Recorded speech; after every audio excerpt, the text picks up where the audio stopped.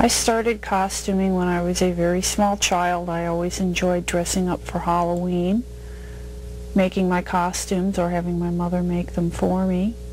Later on I started going to the Ice-Capades, and I would then go home and copy the costumes at the Ice-Capades for my Miss Revlon doll, which predates Barbie.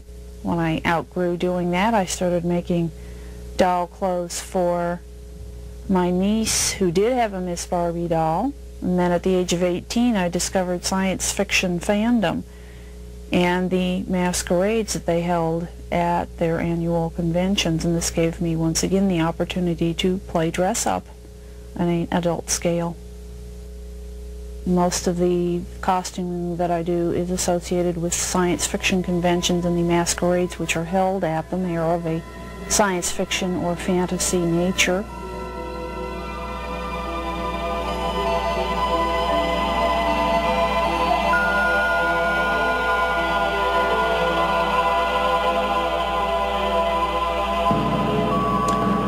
Next year, my husband Drew and I will be hosting a small convention here in the Los Angeles area, which will be totally devoted to making and designing and presenting science fiction, fantasy, and historical costumes at these various conventions. We expect to pull in about 400 people from around the country and out of the country, also from the Virgin Islands and Canada, who will come for our trainings, sessions, and seminars on how to make your costumes bigger and better than ever.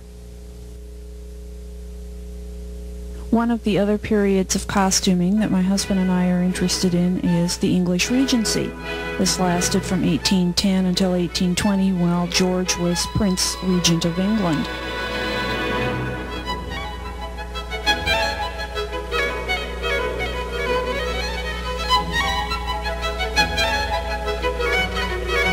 We compete annually in all of the science fiction conventions which are held around the country and around the world. The last one I attended was in Australia.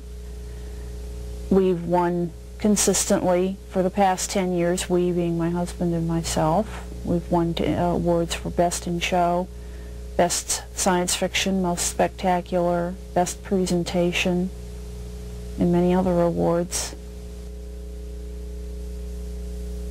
This is one of my kitties. His name is Spook. He isn't usually a participant in costume presentations. He's a little too skittish to go on stage.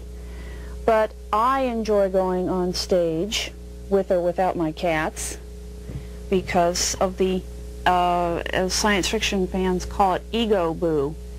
It does wonders to get up there on the stage and have everyone applaud or go ooh and ah, and it just makes you feel wonderful to have people appreciate something that you've poured a lot of labor and a lot of love into making.